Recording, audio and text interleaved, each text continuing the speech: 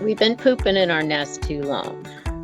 All right, welcome to our show. Back to another episode of Grow Your Grass Off. We have a great guest. Can't wait to talk to her. Her name is Claire DGaia. Welcome. Thank you for being on the show. We can't wait to talk with you.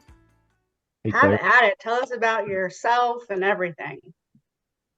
Okay, hi everybody. It's great to be here with Hey. you. Well, I was born smack in the middle of the United States, Turtle Island in St. Louis, near the Mississippi River, and grew up in that area. And let's see, I learned about growing food from my dad, who grew tomatoes every summer. And we would go visit our family over in Illinois. They were pig farmers. So I learned about a lot of sausage, a lot of, everything related to pigs and pork. And they didn't smell. It was pretty cool. They also always had big cornfields and everything like that.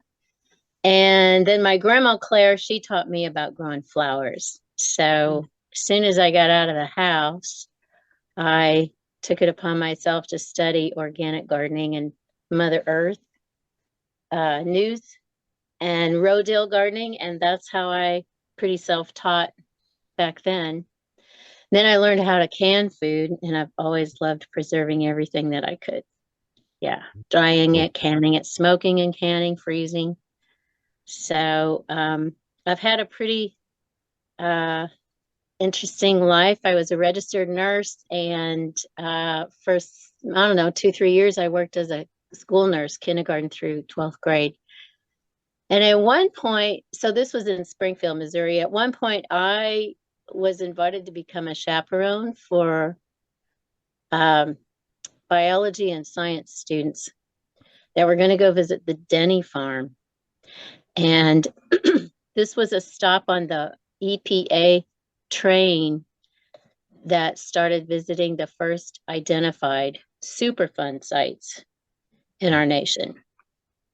And that was the introduction to me of how dioxin, which had been used on a dairy farm to keep down dust, poisoned the milk, the cows, and the people.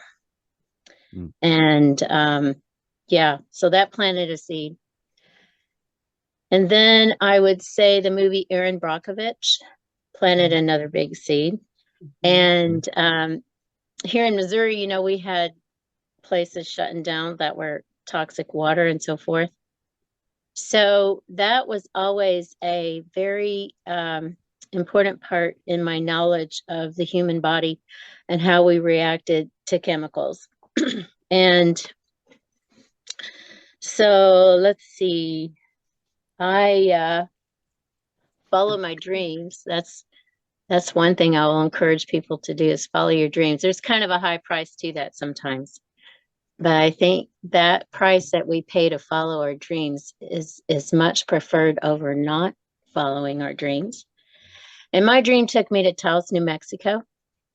And involved with that was meeting a guy named John Kimmey and then Gabriel Howarth. And these, there's like 13 pueblos up and down the Rio Grande from Taos Pueblo down south.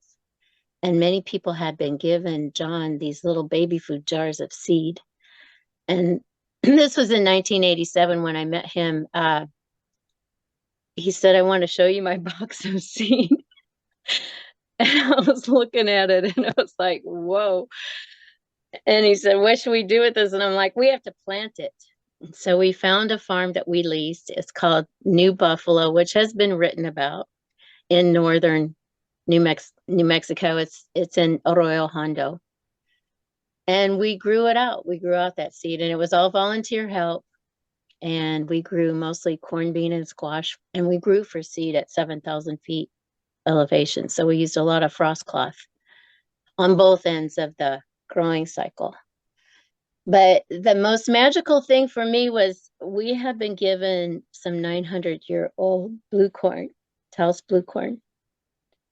And every time I tell this story, I get a little choke you up, you know. The mana, the energy in that seed is with me today. So I became a daughter of Corn Mother. And every year there, that's where I really learned about honoring the water and the earth in prayer. And we would, there was a grandma, Grandma Pauline, good morning, Reina, from Taos Pueblo, that we took her up to the headwaters of the Hondo River, which is Taos Ski Valley. That's a whole nother topic in itself. But we would bless the water.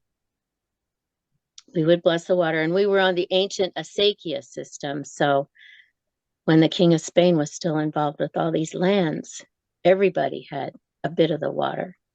The water ran through everybody's fields. And you would take turns. And there's still mayordomos that are in charge of different acequias throughout. Mostly, I'm not sure what other states. I know Southern Colorado does this, and New Mexico does this too. But it's really an amazing cultural way to deal with working with water to grow your crops, to grow your hay, to feed you and your animals. And of course, that's quite an issue these days, water and all the rivers. So anyway, we grew that corn out for seed, and we gave it away to other farmers and just said, please grow it for seed. And we grew out a lot of quinoa. We grew out a lot of squash. We did the Three Sisters, corn, bean, and squash. That was pretty fun. One year we grew our corn as a test, a big plot of it, in a spiral. And this was to see about how the wind blowing from any direction would help pollinate the corn. And then I learned about harvesting the corn silk and, drying it and making medicine that way. It's really good for us to drink. And yeah, so my kids were going back and forth, me and their dad, during this time. And they got a taste of what growing food really looks like, 5 acres, and so we sold to Seeds of Change. I think Kenny Ossabil and Seth Rothman started that in Santa Fe. And we also sold to Forrest Schomer up in Port Townsend, Washington, and he started Abundant Life Seed Company back in the 70s. So, life moved on, and I did end up living in Port Townsend for a time, and I worked for Forrest, and I was a single mom, and me and my friend Seahart would take our little kids and go where Forrest told us to these areas and addresses, and we would harvest seed. That was our job. Wow. And it was a great job. I bet. It was a lot of fun. Yeah. And gosh, I've moved around a lot. I moved up to Sitka, Alaska, and I had an acre garden on a 75-acre island. And my fertilizer was kelp, seaweed.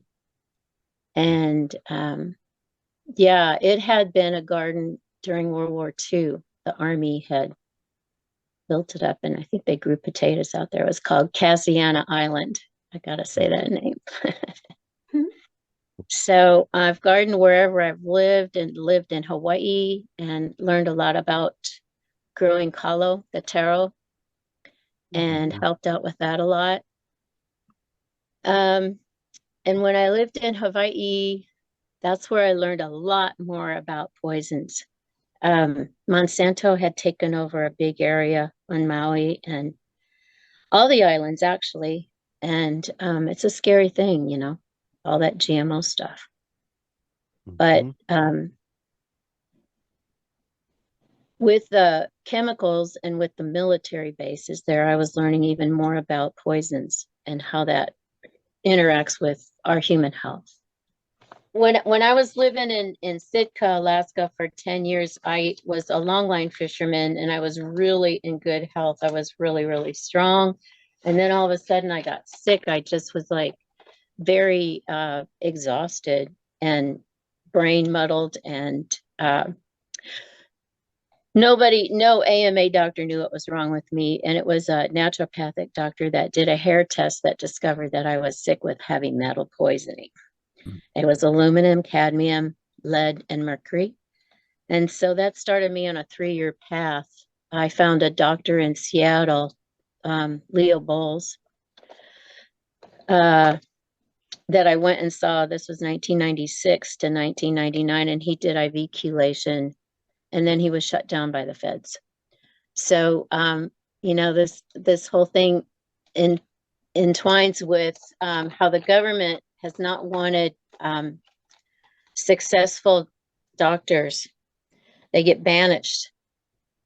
They get pretty much wiped out by the feds. And a lot of people start their clinics down in Tijuana, Mexico.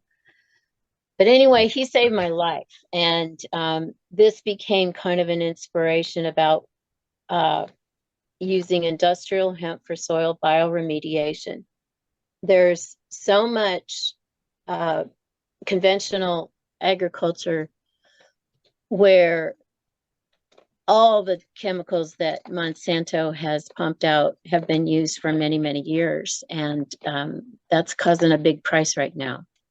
So I don't think we used to have that in, the 50s and 60s. It started mostly on maybe 70s, 80s.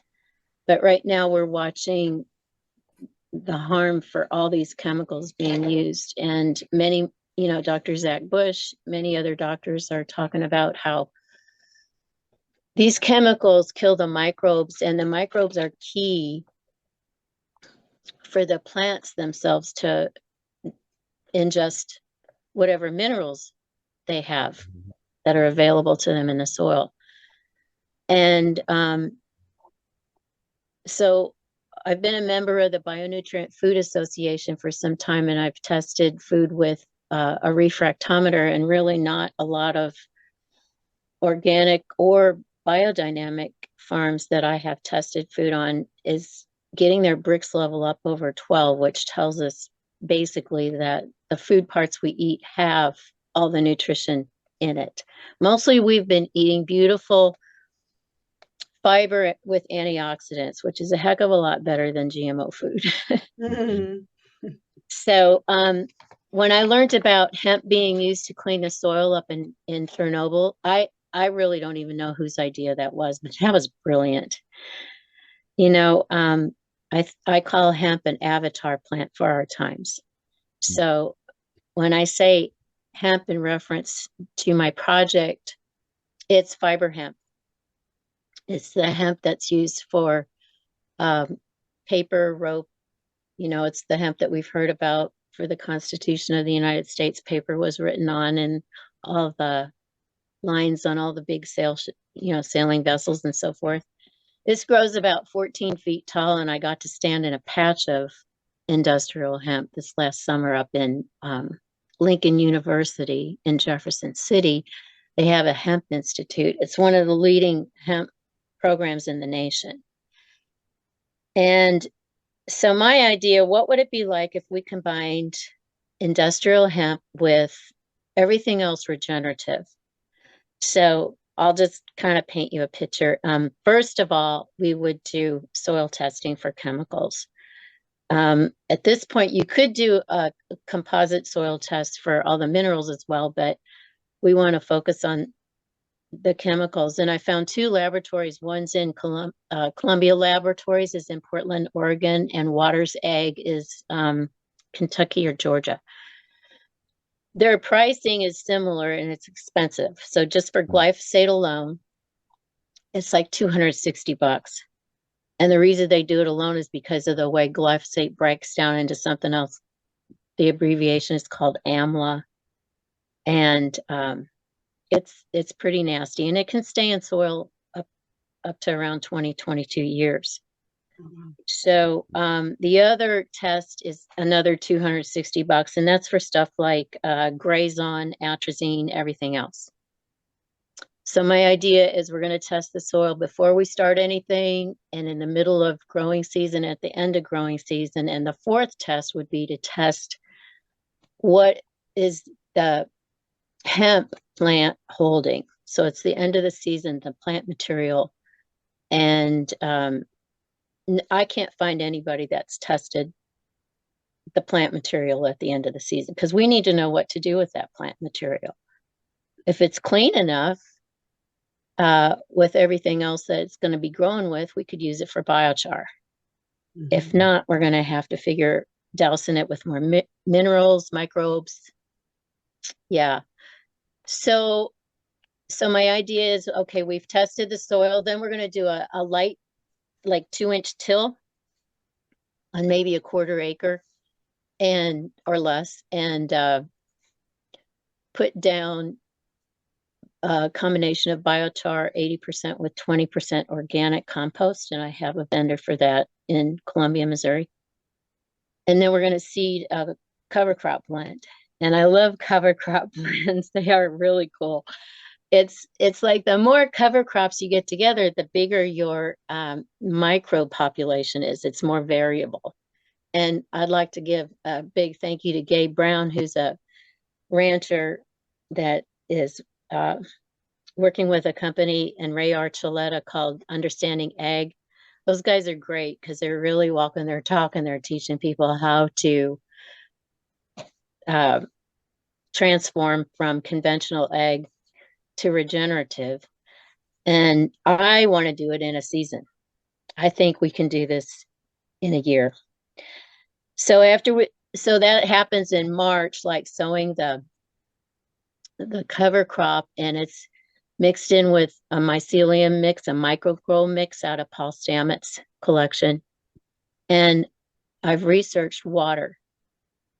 So the water that I want to use in this experiment or in research is one of 2 types. One's called Vortex Water, and the website for that is desertbiotech.com is the Vortex Water. And so this is a device that you would screw onto your garden hose or whatever. They come in small sizes, 1-inch diameter, as large as 24 inches for like hundreds of acres. And this water delivers more oxygen into the soil.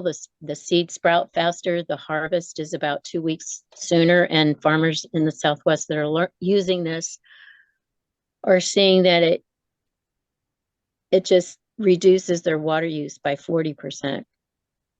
The other company that I'm researching is called Analemma, Analemma. Yeah, we've been hearing about that. And this is a different technology. And I actually bought a wand, and I've been drinking it for about a month now, and I'm noticing some differences in my body that I like.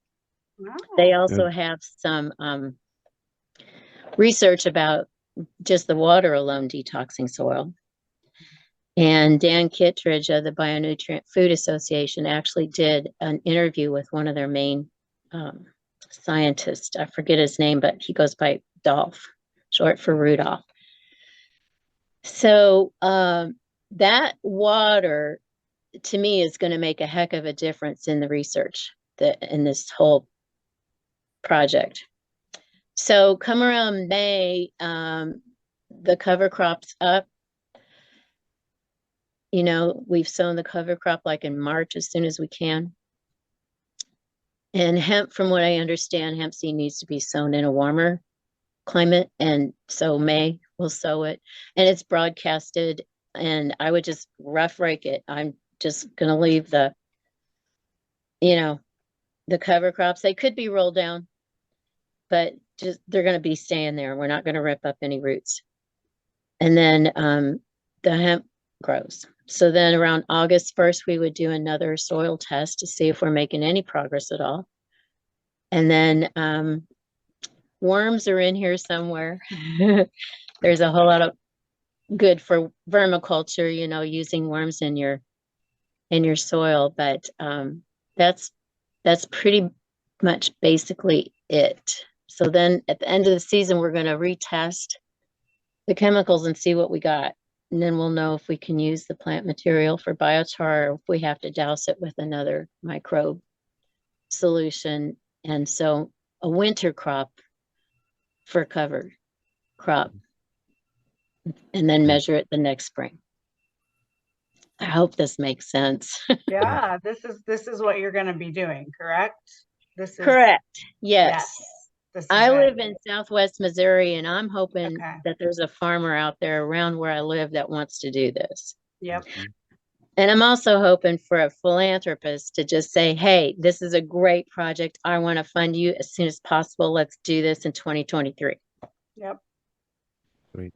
And then Yeah. Claire, you're planning to test the plant matter too and the soil at the beginning and at the end to see if there's a loss in the soil, right, and a gain in the plant material. Am I understanding? Well, the composite, you mean with the minerals and everything? Yeah. Organic matter, yes. Yes, that would be tested again at the end. Yes. Okay, cool. Thank you. Logan Labs. It seems like a nice trifecta, I guess you could say. And, you look at water, you look at, what you're testing for as far as toxins, but then the other part, which I find really fascinating, and Evan Folds we had on last week. So he told us a story about nutrient density. So I think, would you say that those three things are kind of what your area of focus is right now? You want to focus on making sure you have good water that is free of some of these toxins. You clean up the soil, so the remediation part, but then you're also looking at the nutrient density of food. Is that right? Correct. Yes. Cool. Yes. And to me, all that kind of weaves together, doesn't it? Absolutely. Absolutely. And we are Earth. I am Earth. Yeah. Yeah. It's I think we've cut ourselves off from that way too much. And I'm really thankful that I never had that issue. That connection, I would say, saved my life. My connection with earth and sky and water and air. And we need to claim it back. Because I know Amen.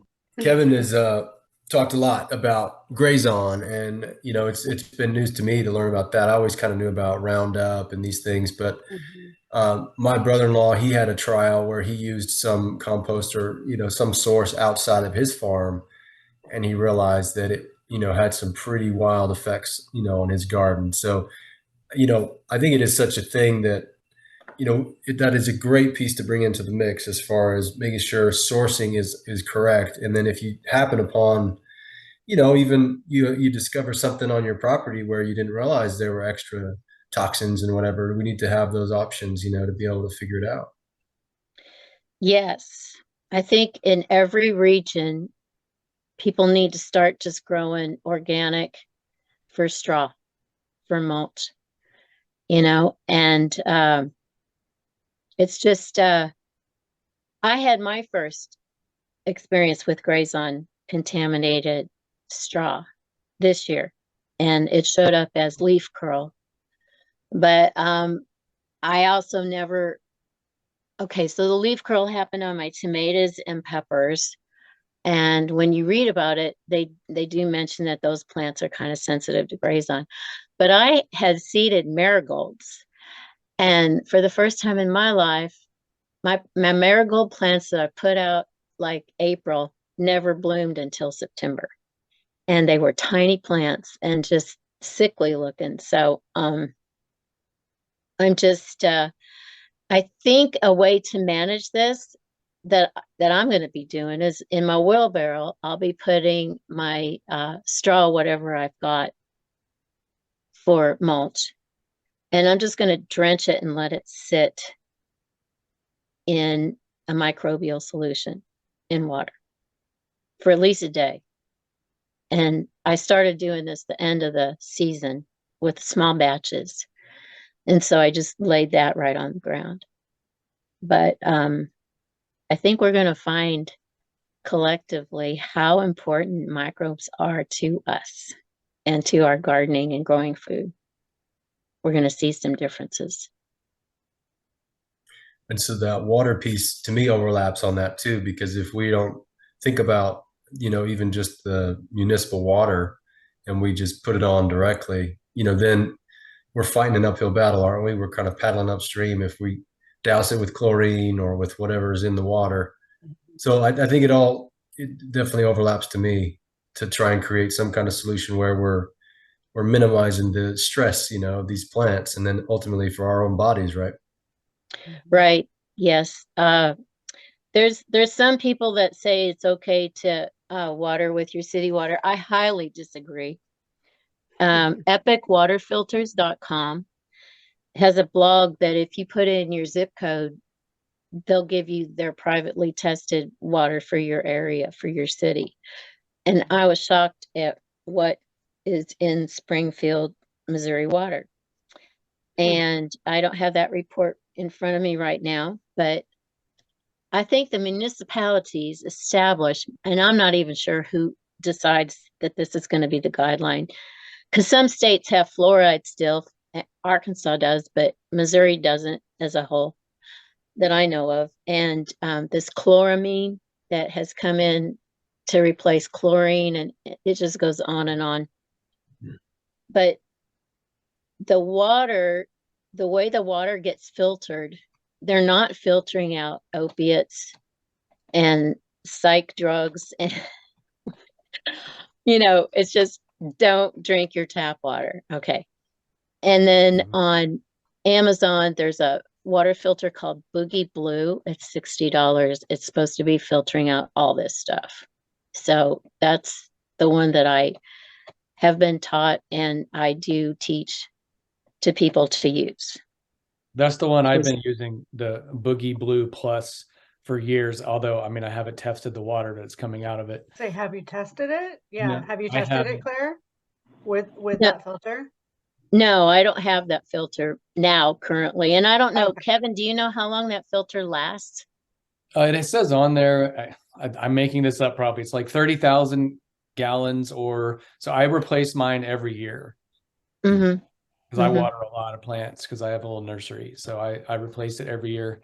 I think it just depends on how much you use it. And you can I always feel like when you start to notice the pressure being less, that like it's probably change it. But I'm not testing any of that stuff. So this is all just what I perceive to be the way to what go. you just do.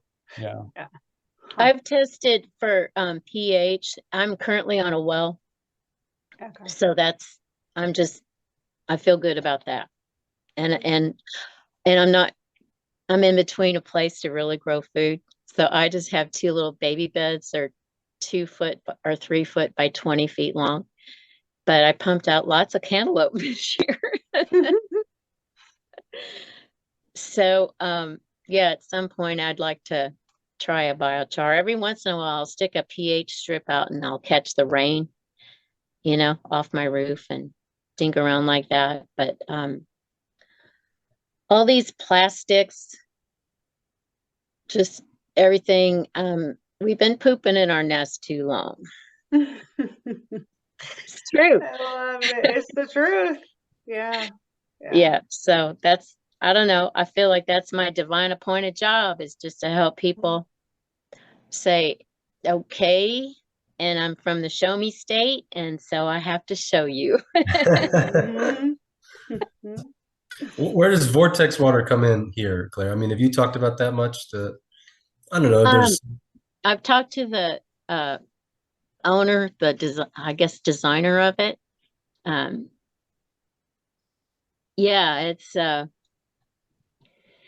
It's a different technology. It's got a spin to it that drives down oxygen, but they also have a plant material that they use. I'm not sure if it's from the yucca plant or what plant exactly, but it works like washing your clothes. There's a soapy, like yucca has this soapy, there's a word for it. Anyways, it helps to loosen the chemicals off the minerals. These chemicals bind to minerals. So this water helps just loosen all that up so that the hemp can more easily take it up. But the way this water works is why I'm convinced the hemp is going to test pretty clean after the growing season. I'm excited to see. Me too. Me too. Yeah. I really am. I really So am. where are you going to do this? Are you looking for a Well, place? I'm looking, yep, I'm looking for a place. There's an option that is not my first option, honestly. I could lease somewhere, some strips of land from a university, but that's kind of not my way. My way Yeah. would be to absolutely help a farmer out from the start. Mhm. Yeah. And, you know, I figured for 1 acre, the first time I would do this would be to establish the efficacy of this project. That's going to cost the most money. That includes to consult times with university professors. It includes professional media film to be documented, because I just want to say, my dream is for this to be a whole open source thing, that this is what you do to clean your land, and you can do it yourself, and this is how you do it. Okay. And the water device can cost, the Vortex is about $2,600. The Analemma is maybe $1,800. Cover crop seed for 1 acre, couple $100. But I figured everything we need for 1 acre, and then we can just break it down from there. So based upon 1 acre, for the biochar, the compost, the cover crop, mycelium, water devices, hemp seed, and the film documentation, is going to be around $35,000. That's a lot of bucks in my world. Yeah. Yeah. So, then I would have an agreement with a farmer that I will be email copied everything, like the soil test results and the date that everything is sown or applied, everything like that. So I know there's somebody out there that wants to do this, and I'm really hoping they live in Southwest Missouri. That's what So I'm I can wondering. just Are you hop wanting over. something local so that you can Yes, take part in this would be huge. So yes, that's yes, the main absolutely. is, yeah. So Yes. And you can lead it, mhm, you can do it, it can be your baby, which is what you want. it Yeah. would, yeah, it has been in my brain for a few years now. Yeah. Mhm. So you need some funds. Yes, Yes. yes. And I'm set up for that through I got a business license this year. It's called New Earth My Garden Muse LLC in the state of Missouri. And then I'm set up to receive funding through my bank, and people can contact me if they're interested. I'd love it. Yeah. And I have a crew of a couple guys that can help me if needed. Yeah. Good. Good. Hopefully the farmer wants to do this too, but they got a lot going on. And so if we can come in and do like the 1/4 acre, or, whatever we agree upon. Where are you at again? I live about 50 miles south of Springfield, Missouri. So I'm really close to Arkansas, Okay. and not so close, but it'd be Oklahoma, Kansas border Yeah. to the west. I'm in the Ozarks. Yes. Yeah. Awesome. Okay. So fun. Well, Well, there's a couple, we will. there's, Go can ahead. I say a couple other things? Yeah. Funding wise, on grant monies, fiber hemp is considered a specialty crop. And when farmers switch over, if they clean their fields and want to switch over, I'm recommending that they do other specialty crops called elderberry, aronia berry, and blueberry, because there's funding for them to do this. And if you take a year to clean your soil and then 2 more years to get your berries up bearing fruit, that's 3 years. That's the same amount of time as what the organic standards are for transitioning from conventional to organic. They just want you to leave your field fallow for 3 years. And as far as I know, there's no chemical testing done to make sure that your soil is clean. which I find a big disservice. Mhm. So I just wanted to say that. Good. That's a good nugget. There's such a increasing demand for things like elderberry, as people become more aware of how, great it is.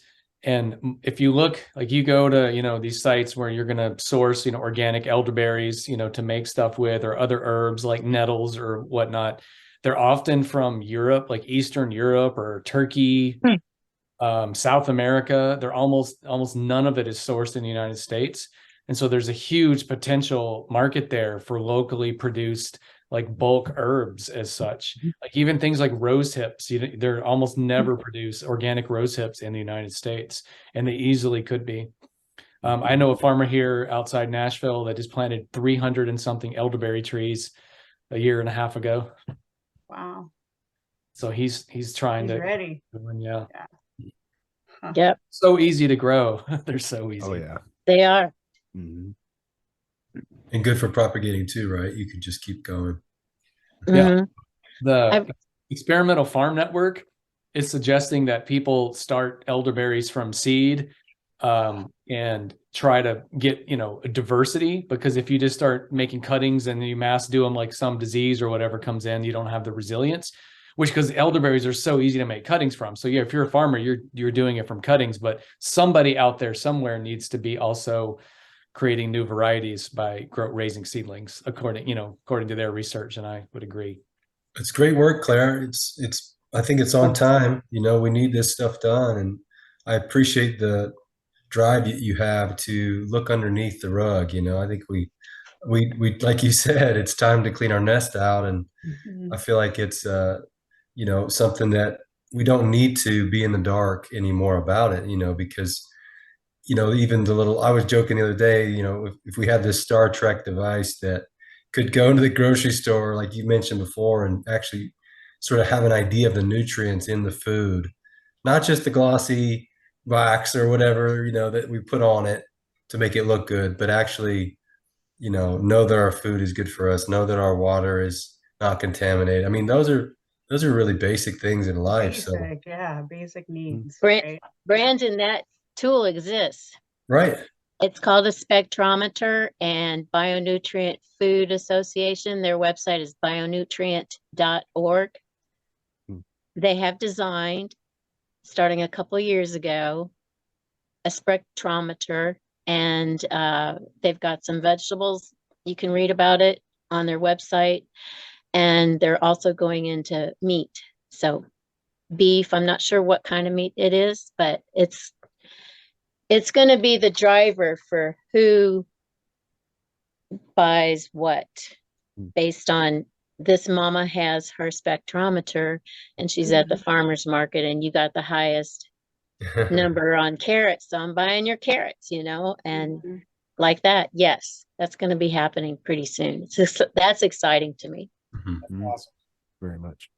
Well, we thank you so much. We will drop some information in our YouTube underneath our channel about all your links and stuff, so people can reach out to you, contact you, help fund you, all of this fun stuff. And got some family in Kansas, so I'll see if that's close enough for you to get some land. But Cool. so fun. It's Thanks, great. Claire. Thank you so much. Thank you. Yes, thank you. Thank you so much too. It's been fun. Great. Thank you. Blessings. Bye. Thank you. Bye. Bye. All right. So thank you for joining us for another awesome episode. Until next time, grow your grass off. And remember, like, subscribe, and smash the bell.